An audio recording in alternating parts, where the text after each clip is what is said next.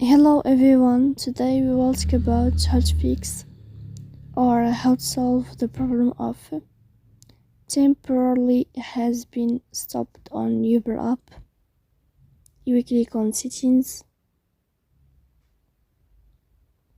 In this page you can click on apps, defaults, apps, app settings.